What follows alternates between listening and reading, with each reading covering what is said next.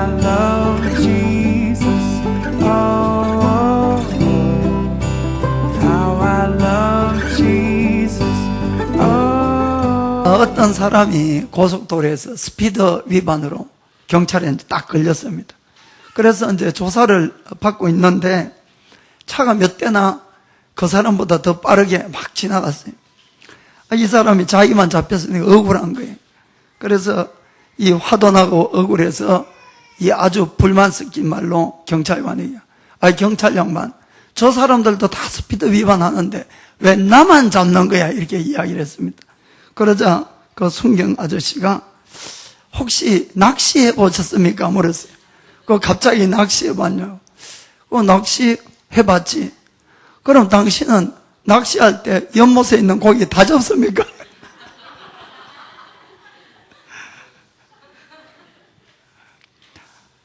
이 가나안 땅에 이스라엘 백성은 들어갔습니다.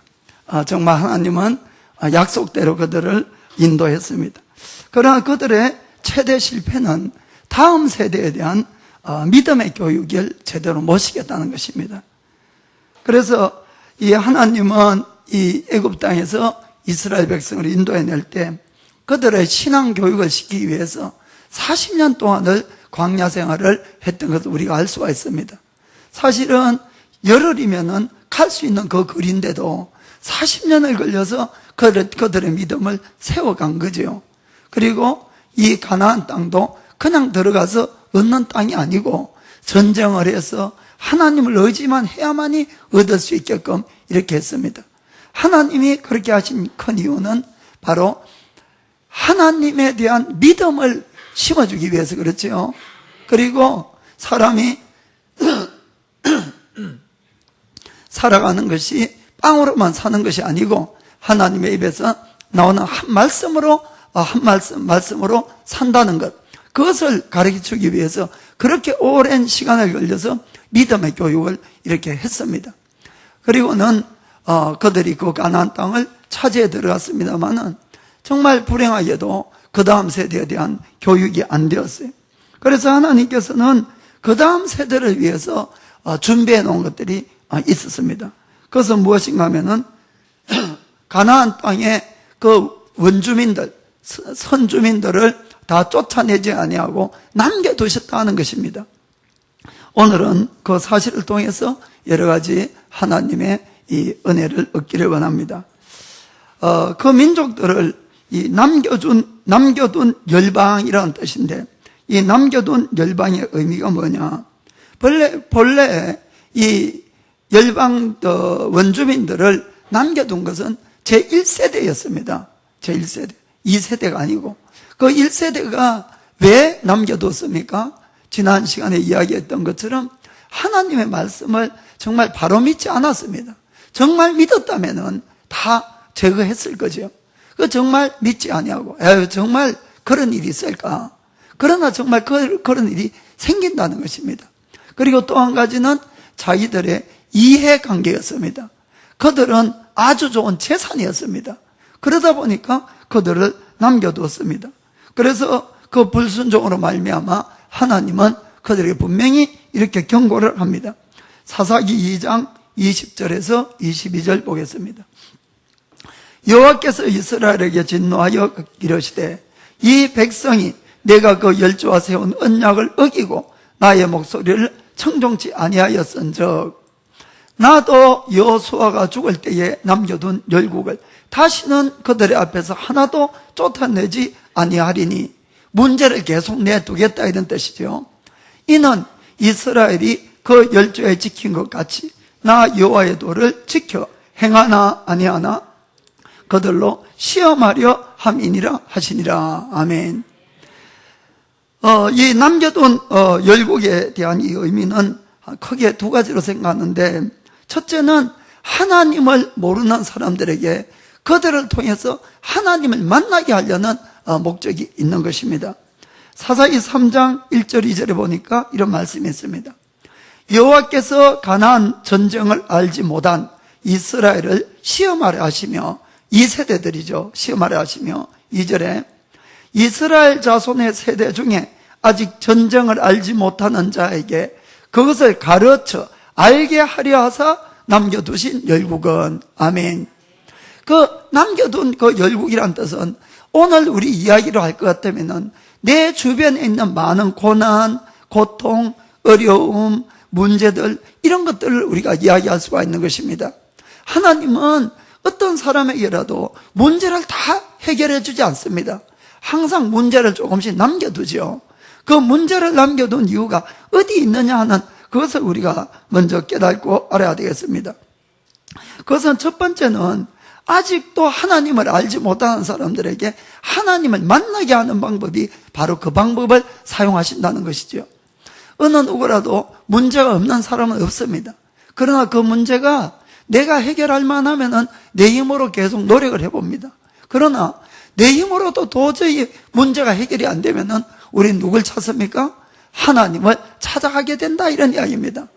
그래서 누구라도 우리가 살아가면서 뛰어넘을 수 없는 문제는 반드시 있습니다.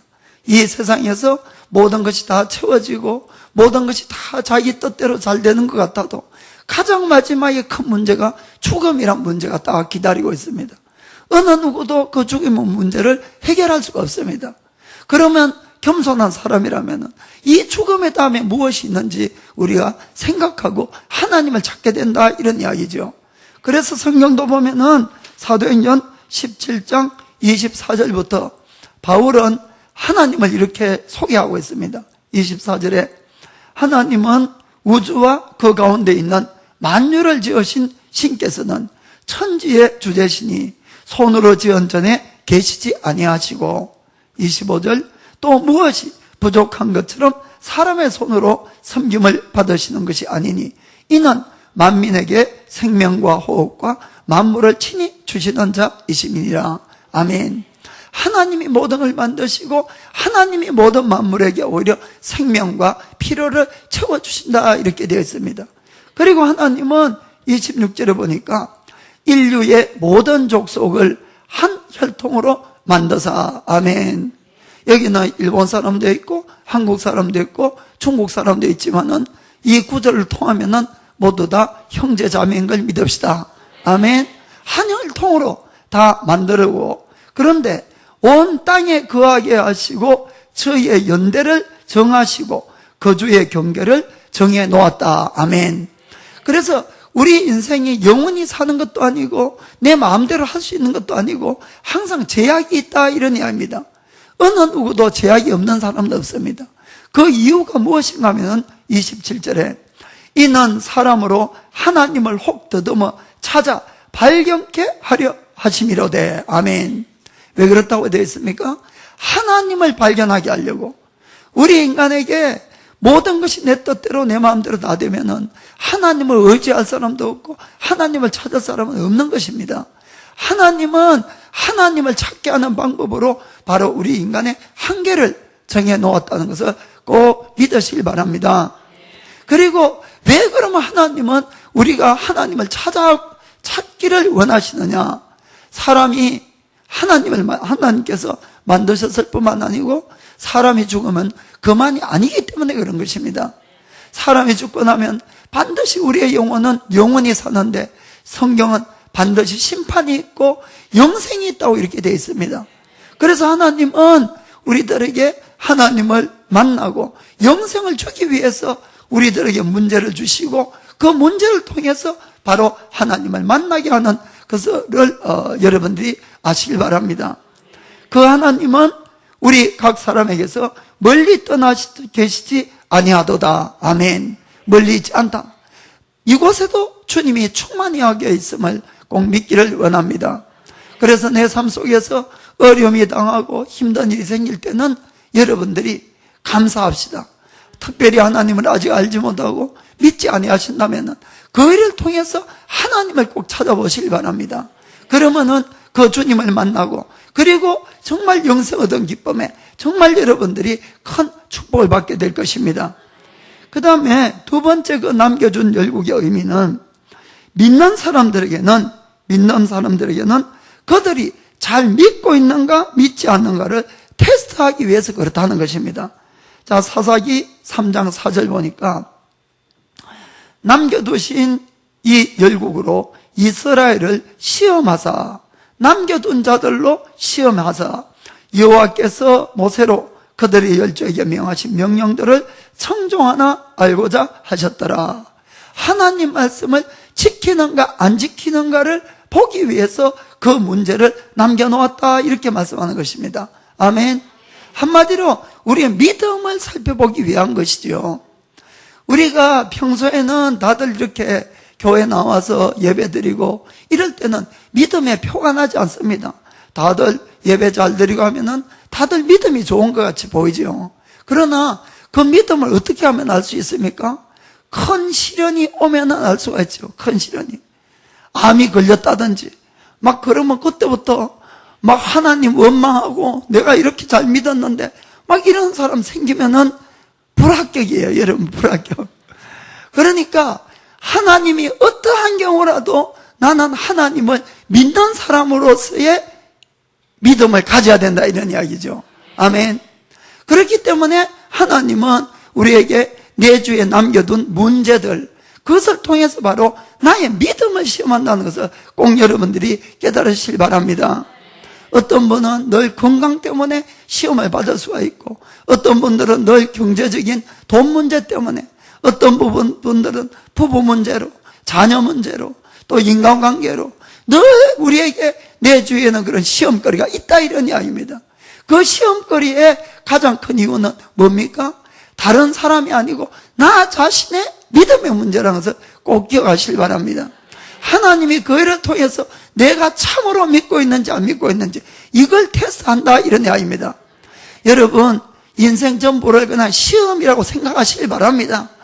자꾸 이것이 내 운명이고 나의 뭐 인생이고 이래 생각하면은 복잡하고 힘들고, 정말 나만 왜 이런 인생을 살아야 되는가, 정말 너무너무 힘들 때가 많이 있습니다. 그러지 마시고 그냥 아예 내 인생 전체가 시험 문제고 시험 보고 있다, 이렇게 생각하시길 바랍니다. 그러면은 마음이 좀 가벼워지고, 그것뿐만 아니고 시험이기 때문에 합격만 하면 되는 것입니다. 아멘.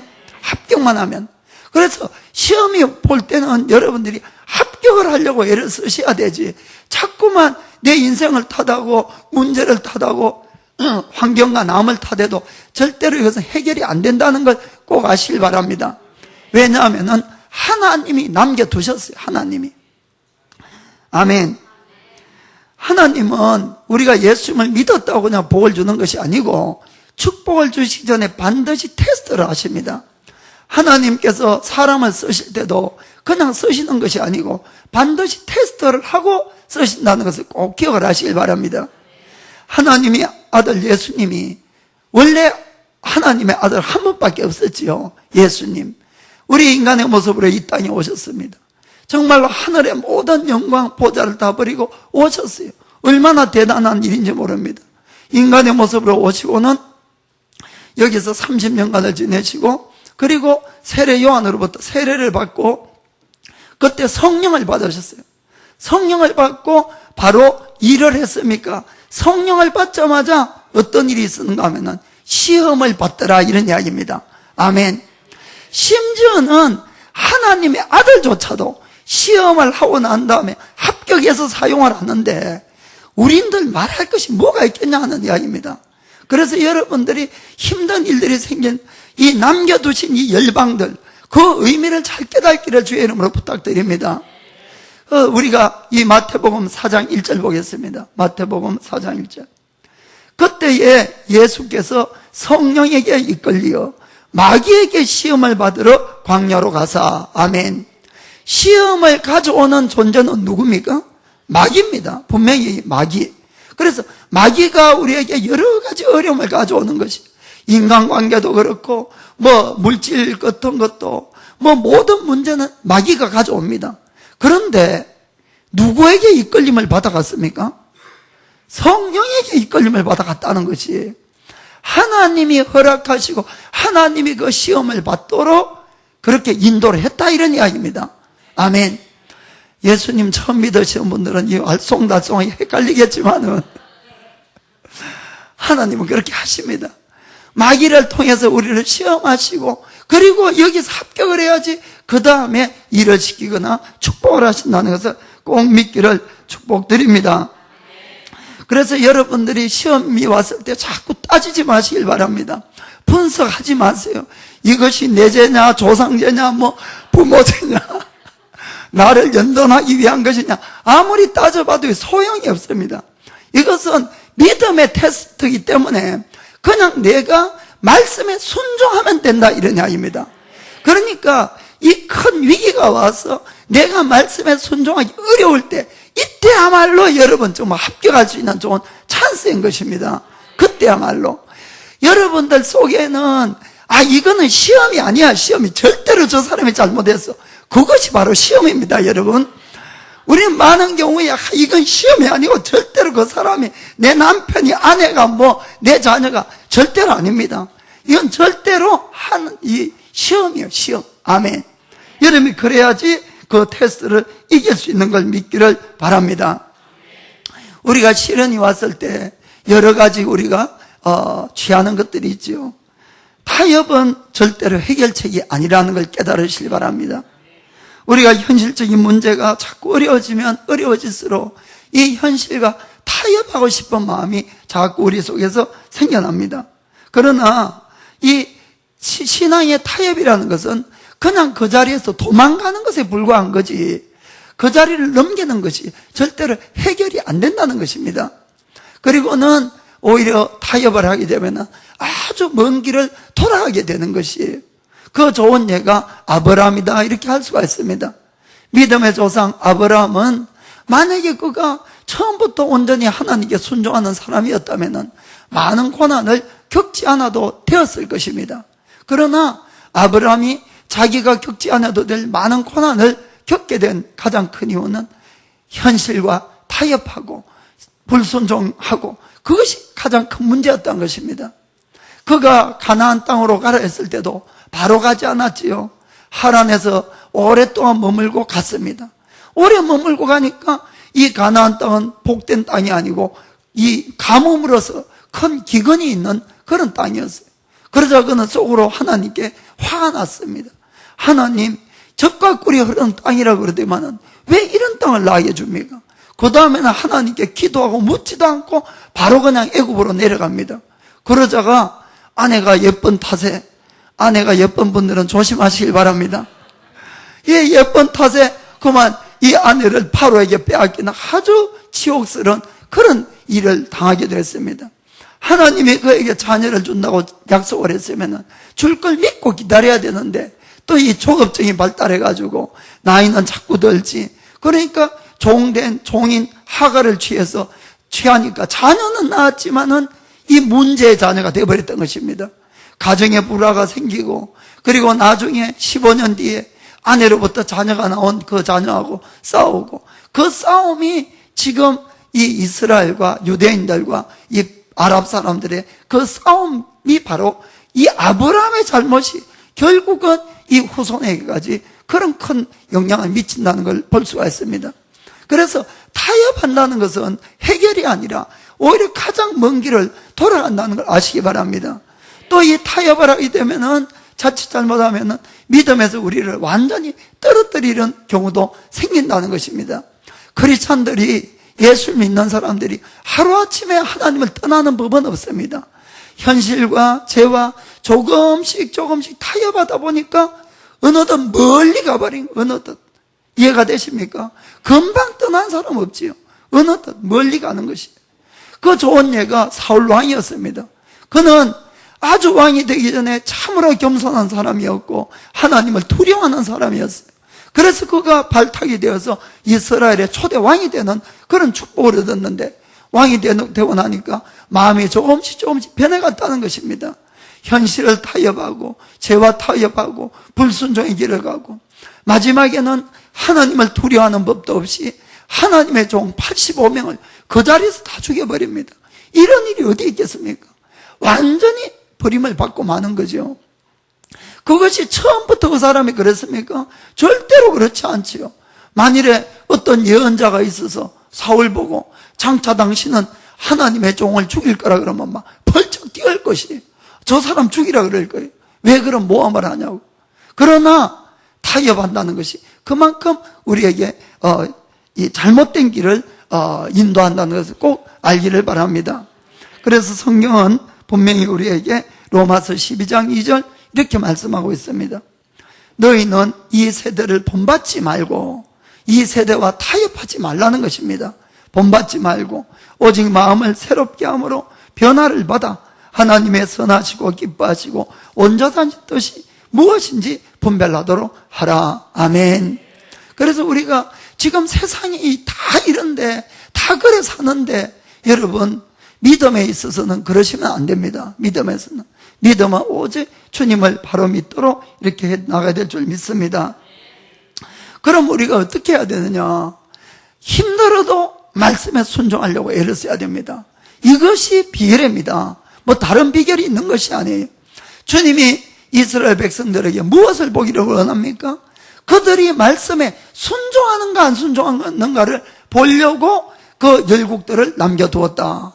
고난과 문제를 남겨두었다. 이해가 되십니까? 우리가 이 성경을 보더라도 정말 내가 믿음을 지킬 것이냐, 또 우리가 현실과 타협할 것이냐, 많은 문제의 이 가운데서 참으로 힘든 결정을 해야 되는 그런 장면이 많이 있습니다.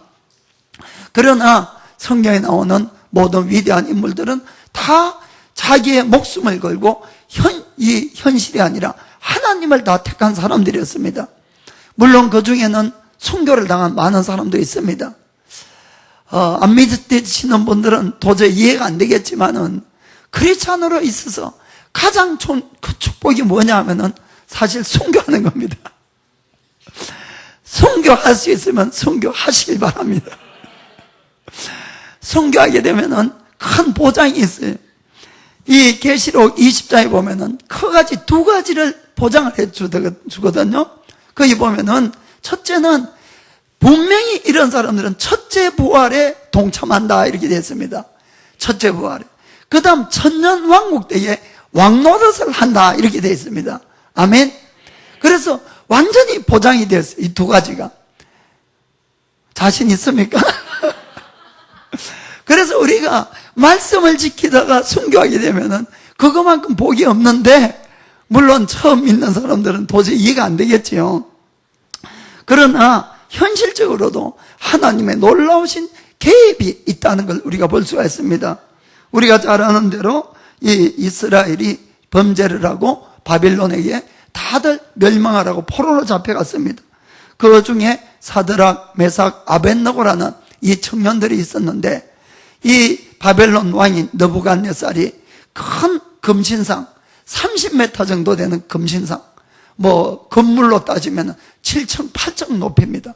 그런 건물에 금신상을 만들어 놓고 그곳에 절하면은 살려주고 절하지 않으면은 이 세 사람을 풀무불에다가 던져버리겠다고 이렇게 위협을 했습니다. 이분들이 어떻게 했습니까? 그분들은 풀무불에 던져질지라도 자기는 하나님만을 선택하겠다고 이렇게 이야기를 했어요. 이 왕이 아주 화를 냈어요. 정말 막 분노가 발해가지고 이 풀무불의 불을 7배나 뜨겁게 하라 그러고 그 안에다 세 사람을 던져 넣었습니다. 그런데 놀랍게도 이 불꽃 속에서 네 사람이 걸어 다니는 거예요. 네 사람이. 성경에는 그 중에 한 사람은 하나님의 아들의 모양이었더라 이렇게 되어 있거든요. 왕이 너무너무 놀라가지고 풀무 가까이 가서 그들의 이름을 부르면서 살아있으면 나오라가 이렇게 했습니다. 그들이 나왔을 때 머리카락 하나 타지 않고 그대로 나왔습니다. 왕이 너무 놀라서 그가 어떠한 고백을 했습니까? 다니엘서 3장 28절에 보니까, 다니엘서 3장 28절, 느부갓네살이 말하여 가로되 사드락과 메삭과 아벳느고의 하나님을 찬송할지로다. 그가 그 사자를 보내사 자기를 의뢰하고 그 몸을 버려서 왕의 명을 거역하고, 왕의 명령을 거역하면 죽지 않습니까? 그런데도 왕의 명령을 거역하고 그 하나님 밖에는 다른 신을 섬기지 아니하며 그에게 절하지 아니한 종들을 구원하셨도다. 아멘. 그러면서 그 하나님을 찬송하라고 그렇게 고백을 하는 겁니다. 29절 보니까 29절에도 그러므로 내가 이제 조서를 내리노니 각 백성과 각 나라와 각 방언하는 자가 무릇 사드락과 메삭과 아벳노고의 하나님께 설만이 말하거든 그 몸을 쪼개고 그 집으로 걸음터를 삼을지니 이는 이같이 사람을 구원할 다른 신이 없음이니라 하고. 아멘. 그런 신을 본 적이 없다는 거. 그런 신을 본 적이 없다. 우리가 하나님의 말씀대로 살아갈 때에 큰 위기를 당할 수도 있습니다. 그러나 왜 하나님이 그런 어려운 결정을 만듭니까? 하나님은 눈에 보이지 않습니다만은 내가 그 결정을 해서 말씀을 붙들을 때 하나님이 그 일을 통해서 영광을 받으신다는 걸 믿으시길 바랍니다. 그런 풀무불 안에서 건져낼 하나님이 어디에 있겠습니까? 그러나 그런 놀라운 기적을 통해서 하나님을 나타내는 것입니다. 이방신을 섬기던 그 왕이 이 하나님만 참 하나님이라고 그의 입으로 고백하고 그 하나님을 잘못 말하는 자는 아예 죽여버리라고 이렇게 명령을 하는 것입니다. 그것뿐만 아니라 30절에 보니까 왕이 드디어 사드락과 메삭과 아벳노고를 바벨론도에서 더 높이니라. 아멘. 그렇게 말씀을 지켜간 사람은 더 높이는 것을 우리가 볼 수가 있는 것입니다. 그렇습니다. 하나님은 살아계시지만은 눈에 보이지 않으니까 누구를 통해서 나타내느냐 하면은 말씀을 지키는 우리를 통해서 나타내는 것입니다. 그래서 어떠한 경우라도 하나님만 붙들 경우에 그 하나님이 그 말씀대로 행하시고 또 그들을 보호하시고 지키심으로 말미암아 하나님께 영광이고 우리들에게 큰 축복이 임하는 걸 믿기를 예수님의 이름으로 축복합니다. 그래서 이 크리스찬들에게 가장 좋은 성공의 지름길은 내가 불리하게 보이더라도 말씀을 지켜 사는 것입니다. 그것이 가장 큰 성공의 지름길이 되는 것입니다. 그 말씀대로 살면은 그 말씀대로 하나님이 나를 지켜주시고 보호하시는 것입니다. 그러나 그렇지 못할 때는 우리가 하나님으로부터 보장을 받을 수 있는 그런 것이 아무 근거가 없어지게 되겠죠. 하나님은 우리 한 사람 한 사람이 정말 하나님을 바로 만나고 또 우리의 믿음이 참된 것인지 아닌 것인지를 보기 위해서 우리 주위에 그런 어려운 문제들을 남겨두었다는 것을 아시고 꼭 믿음의 이 시련에서 승리하기를 주의 이름으로 축복합니다. 자, 옆에 분들에게 믿음의 테스트는 꼭 합격합시다. 믿음의 테스트는 꼭 합격합시다.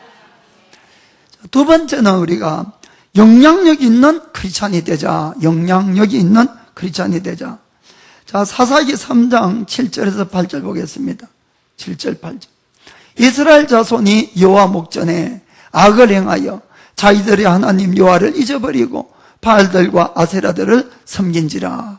결국은 하나님을 알지 못하니까 신앙교육이 안 되니까 안 됐으니까 결국은 하나님 목전에 악도 행하고 또 다른 신을 계속 섬겨갔습니다.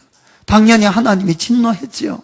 8절에 보니까 여호와께서 이스라엘에게 진노하사 그들을 메소포다미아 왕 구산 리사다임의 손에 파셨으므로 이스라엘 자손이 구산 리사다임을 8년을 섬겼더니. 아멘. 8년 동안 아주 다른 나라의 지배를 받으면서 고난, 고통을 당하게 되는 것입니다. 이 8년간 동안에 그들이 고난을 당하면서 뭘 했겠습니까? 자기들이 지금 섬기고 있는 많은 신의 이름을 부르면서 구해달라고 간구했겠죠. 왜냐하면 딴 신을 지금 섬기고 있기 때문에. 그런데 아무 효과가 없으니까 이제 어디로 돌아옵니까? 그래, 우리 조상들이 섬겼던 하나님이나 한번 불러볼까? 이렇게 이제 돌아온 겁니다. 하나님은 뭘 기다립니까? 그걸 기다리고 계신 거지요. 참 하나님을 찾아라고. 이 신 저 신 믿어도 안 되니까 참 하나님께로 이제 돌아오게 되는 것입니다. 그 참 하나님께 돌아옵니다. 9절에 이스라엘 자손이 여호와께 부르짖으매. 아멘.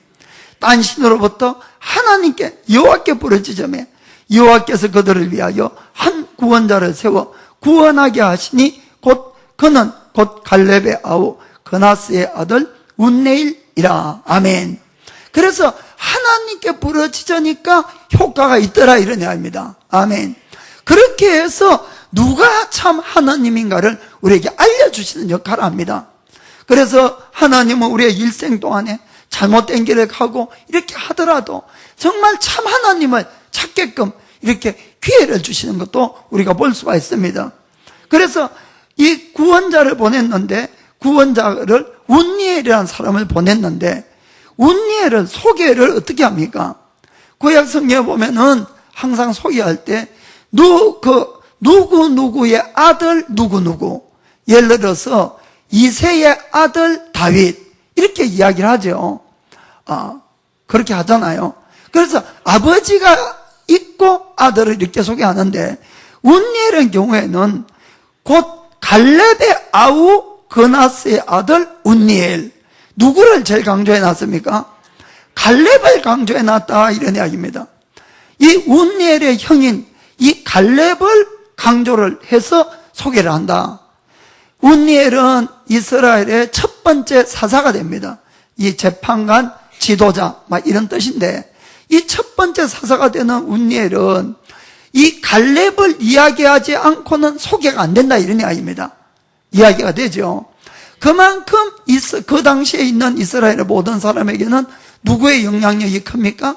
이 갈렙이라는 사람의 영향력이 컸다는 것을 우리가 볼 수가 있다는 것입니다. 갈렙은 참으로 우리의 신앙의 본이 될 만한 것이 참 많이 가지고 있습니다.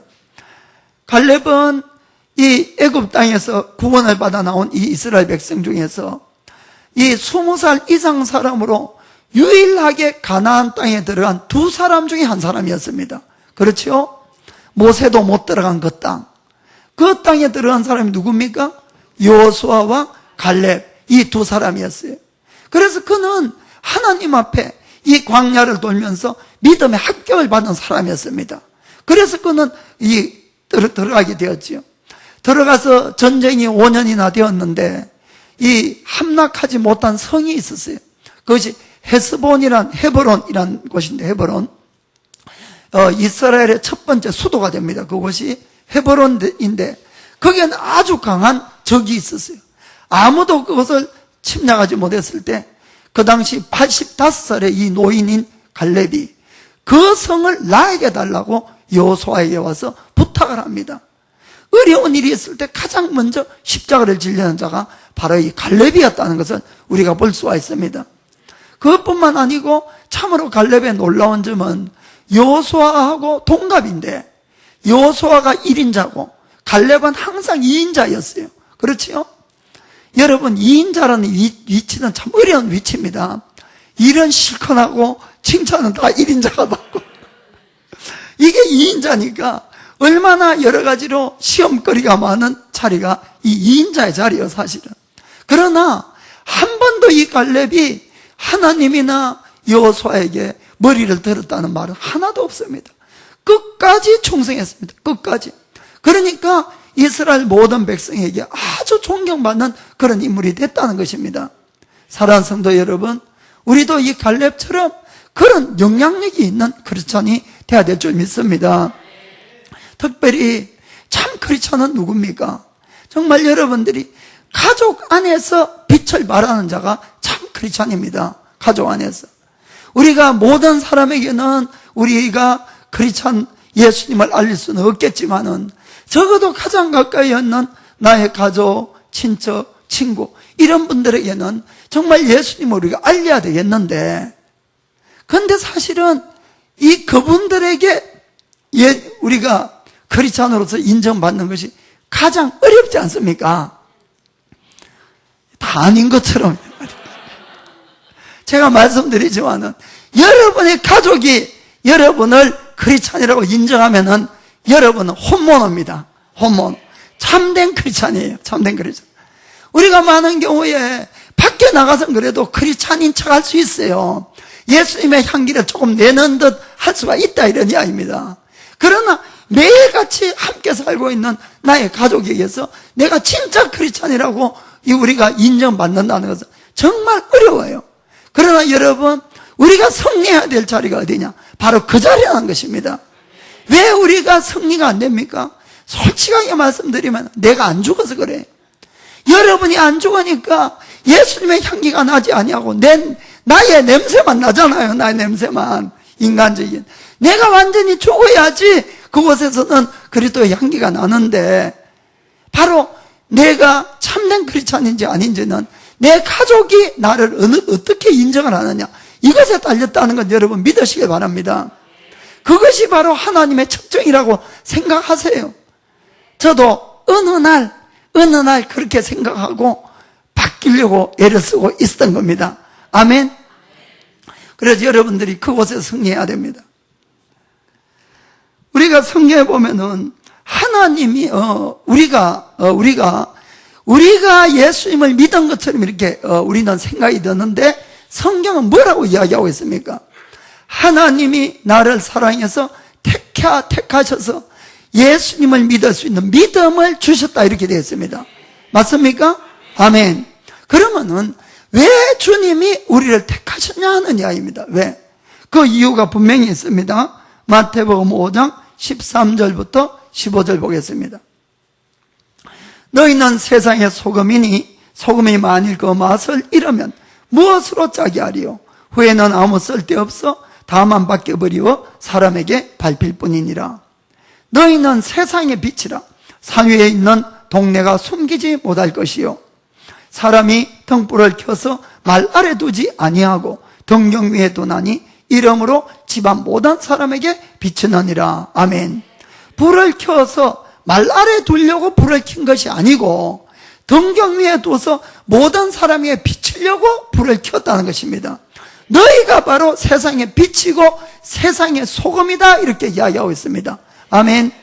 이것이 바로 우리의 사명인 걸 여러분들이 꼭 깨달으셔야 되는 것입니다. 여러분들이 이 역할은 해도 좋고 안 해도 좋고 그런 문제가 절대로 아닙니다. 여러분들이 이 역할을 잘하게 되면은 여러분의 인생은 반드시 가장 성공적인 인생을 살아갈 수 있습니다. 그러나 여러분들이 이 역할을 등한히 하고 이 역할을 하지 않으면 아주 힘든 삶을 삽니다. 예수님을 안 믿는 사람보다도 더 힘든 삶을 삽니다. 왜냐하면은 13절에 분명히 이렇게 말씀합니다. 너희가 세상의 소금이라는 것입니다. 너희가. 그런데 소금이 만일 그 맛을 잃으면 무엇으로 짜게 하리요? 아무 곳에도 쓸 곳이 없으니까 버림받아서 다만 밟히는 삶을 산다. 이 밟는 사람은 그것도 밖에 버려서 누구에게? 밖에 사람들, 세상 사람들에게 밟히는 삶, 무시당하는 삶, 그 삶을 살 거다 하는 것입니다. 아멘. 여러분, 이 말씀을 정말 심각하게 들으시길 바랍니다. 우리가 예수님을 믿고 나서 가장 성공할 수 있는 지름길은 크리스찬이 크리스찬답게 사는 길입니다. 그것이 나를 가장 빛내고 가장 성공하는 길로 이끌어간다는 걸 꼭 믿으시길 바랍니다. 여러분들이 예수님을 믿고 나서 아무리 세상 방법을 가지고 성공하려고 했어도 안 됩니다. 그것은. 왜냐하면 말씀이 그렇게 되어 있으니까. 아멘. 하나님은 여러분을 이 세상을 위해서 특별히 택하신 빛과 소금으로 택한 여러분을 믿기를 주의 이름으로 축복합니다. 우리가 이 소금 맛을 가진다는 뜻은 나의 내면의 변화를 이야기하고 있습니다. 예수 그리스도의 향기를 뿜는 참된 크리스찬을 이야기하고 있습니다. 여러분, 이 소금의 영향력이 얼마나 센가 하면은 바닷물이 있죠. 바닷물에는 소금이 2% 들어있어요. 딱 2%. 그런데 2%밖에 없는 이 소금이 바닷물 전체를 영원히 썩지 않게 만든다, 이런 이야기입니다. 할렐루야. 얼마나 놀라운 이야기인지 모릅니다. 우리 크리스찬들이 참된 크리스찬들이만 된다면은 절대로 숫자가 문제가 아니란 걸 믿으시길 바랍니다. 절대로 우리의 질이 문제지 숫자가 문제가 아닙니다. 우리는 일본을 바라보고 왜 일본에는 크리스찬 숫자가 이렇게 적냐고 숫자가 적은 걸 염려하지만은 사실 진정으로 우리가 돼야 될 것은 일본의 참된 크리스찬들이 많느냐 적느냐 이 문제라는 것입니다. 아멘. 다만 2%의 크리스찬만 있어도 일본 전체를 바꿀 수 있다는 걸 믿으시기 바랍니다. 그렇기 때문에 우리가 먼저 참된 소금이 되어야 되는 것입니다. 하나님은 그 일을 위해서 우리를 불렀다는 것을 꼭 믿기를 축복합니다. 소금의 역할을 잘했을 때 어떤 일이 생겼느냐? 사사기 3장 11절 보겠습니다. 사사기 3장 11절. 그 땅이 태평한 지 40년에 그나스의 아들 운니엘이 죽었더라. 아멘. 이 운니엘이란 한 사람이 하나님께 붙들림을 받고 쓰임을 받으니까 8년 동안 다른 나라의 지배를 받으면서 고생하던 민족을 이렇게 세우고 40년간의 태평세월을 가져왔다는 것입니다. 아멘. 이것이 바로 소금적인 크리스찬들의 역할인 걸 믿으시기 바랍니다. 성경은 유대인이 아브라함의 자손이라고 하지 않습니다. 신약 성경을 보면은 예수를 믿는 우리야말로 참된 아브라함의 자손이다. 아브라함은 복의 근원이라고 되어 있습니다. 우리야말로 이 세상에 참된 복의 근원인 걸 믿기를 주이라며 축복합니다. 여러분들이 여러분 자신이 누군지를 잘 알아야 됩니다. 하나님이 왜 나를 예수님 믿게 했는가를 아셔야 됩니다.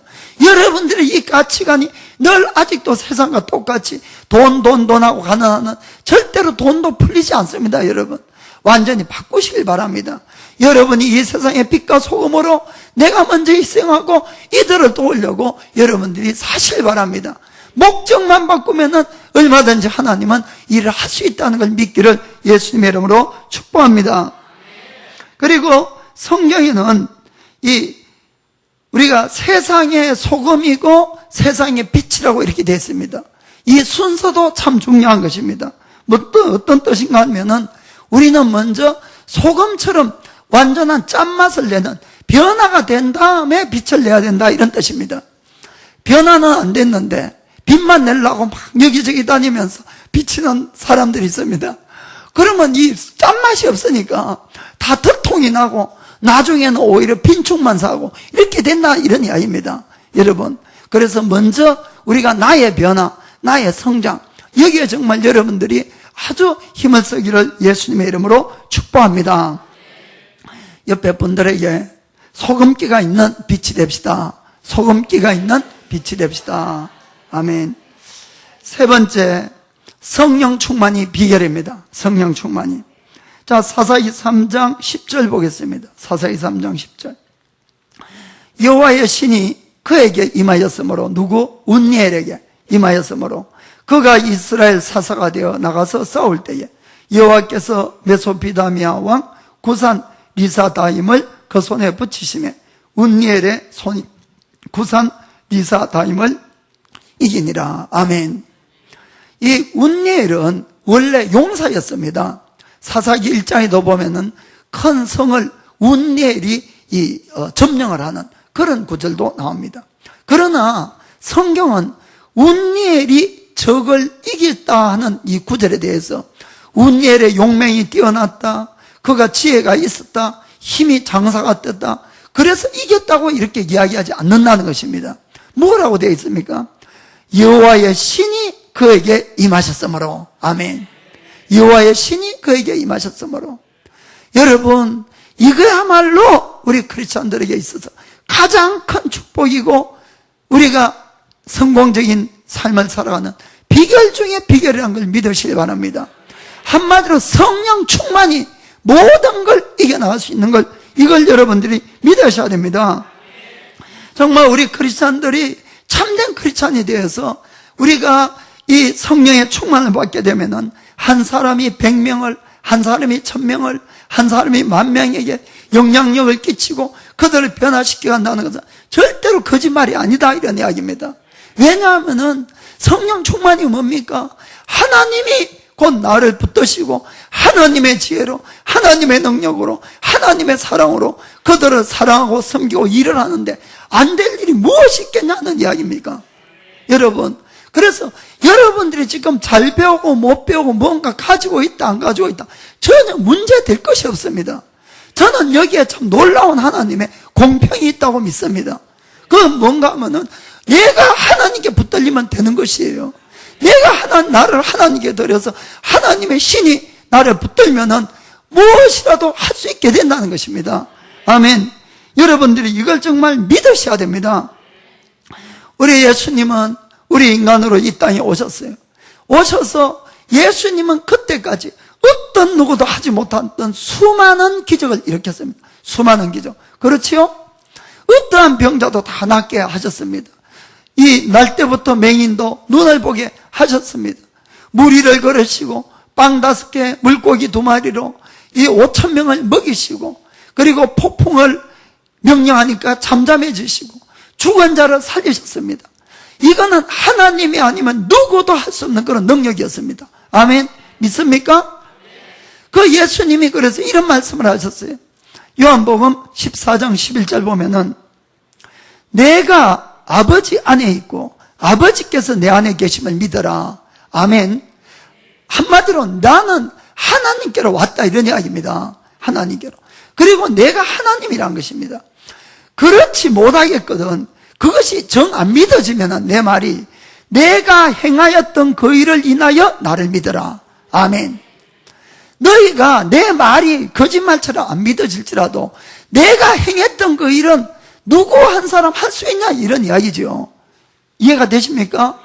내가 행했던 그 일을 보면은 너희가 나를 믿을 수 있지 않겠냐? 그래서 그 일을 보고라도 나를 믿으라는 것입니다. 아멘. 더 놀라운 약속 말씀을 12절에 가십니다. 12절에 내가 진실로 진실로 너에게 이르노니, 안 믿을 것 같으니까 이건 진짜인데 진짜인데 하고 예수님 말씀합니다. 진실로 진실로 너에게 이르노니 나를 믿는 자는 나의 하는 일을 저도 할 것이요 또한 이보다 큰 것도 하리니 이는 내가 아버지께로 감이니라. 아멘. 아니, 예수님이 하신 일이 어떠한 일인데 그를 어떻게 우리 인간들이 할 수가 있겠습니까? 그런데 예수님은 나를 믿는 자는 그 일을 할 수 있다는 것입니다. 그것뿐만 아니라 그것보다 더 큰 것도 할 수 있다는 것입니다. 아니, 예수님 한 것도 못하는데 어떻게 더 큰 걸 하겠습니까? 왜냐하면 내가 아버지께로 가서 뭘 하시겠다는 겁니까? 성령을 부어주리라. 아멘. 그 뜻입니다.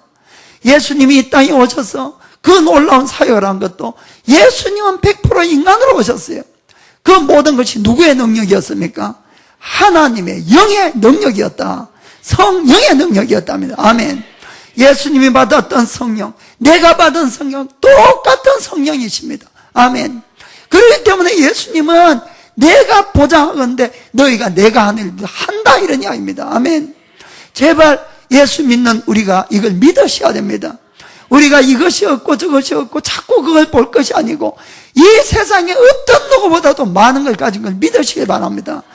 이 세상에 누구보다도 큰 능력과 지혜를 가진 걸 믿으시길 바랍니다. 그것은 내 속이 아니라 내 속에 계신 하나님 덕분에. 아멘. 그래서 여러분들이 어떻게 사셔야 됩니까? 내가 성령 충만하면 모든 걸 이룰 수 있다는 이 믿음을 가지고 사셔야 되는 것입니다. 여러분, 우리 인간의 존재는 아주 미약하고 작습니다. 예수님의 제자를 보더라도 알 수가 있어요. 3년 반을 예수님을 따라다니면서 수많은 기적을 보고 수많은 것을 체험했습니다. 그럼에도 불구하고 예수님이 잡혀가는 그날 예수님 다 배신하고 버리고 다 도망갔지 않습니까? 여러분, 이것이 우리 인간의 한계인 것입니다. 이것을 뛰어넘을 사람은 없는 것이에요. 아무리 내 마음에 원이로되 우리 한계가 그렇다, 이런 이야기입니다. 그런데 어느 날부터 이 제자들이 완전히 달라져 버렸어요. 어떻게 되었습니까? 아무 두려움도 없이 목숨도 떼놓고 예수님의 복음을 전하고, 그리고는 막 여기저기 기적을 행하기 시작하는 것입니다. 예수님처럼 안절병이를 일으키고 죽은 자를 살리고 그 일을 하기 시작한 것입니다. 왜 그랬습니까? 성령이 임했기 때문에. 아멘. 그래서 예수님이 부활하시고 40일을 이 동안에 이 땅에 계시면서 뭐라고 말씀했습니까? 너희는 예루살렘을 떠나지 말고 아버지의 약속한 것을 기다리라. 누굽니까? 성령님이었지요. 그래서 오직 성령이 너에게 임하면 너에게 권능을 받고, 아멘. 성령이 임하면 누구라도 권능을 받습니다. 지혜가 생깁니다. 능력이 있습니다. 어떠한 일도 할 수 있게 된다는 것입니다. 하나님의 사랑으로 사랑할 수도 있게 되는 것입니다. 아멘. 그러고 나서 일을 하라, 이런 이야기입니다. 아멘. 여러분, 우리 크리스천들은 그래서 매일같이 성령님을 초청하고 성령 충만을 받아야 되는 것입니다. 여러분이 어떠한 일을 하기 전에 너 성령 충만을 받으시고 일을 하시고 성령 충만을 받으시고 누구와 대화하시고 성령 충만을 받으시고 가정일도 하시길 바랍니다. 그러면 여러분들이 그 큰 사랑을 가지고 그 큰 능력으로 남을 섬겼는데 누가 여러분들을 싫어하겠냐 하는 이야기입니다. 아멘. 여러분, 모든 비결은 주님 안에 있고 주님이 다 가지고 있습니다. 그래서 사도 바울은 담대하게 나에게 능력 주시는 자 안에서 내가 능치 못할 일이 없다고 이렇게 담대하게 이야기했던 것입니다. 그것은 바울뿐만 아니라 우리 모두에게 주신 말씀인 걸 믿고 정말 오늘부터는 오직 성령 충만 받는 것이 우리가 살 길이고 승리하고 또 참 크리스찬이 되어가는 길인 걸 믿기를 예수님의 이름으로 축복합니다. 기도하겠습니다.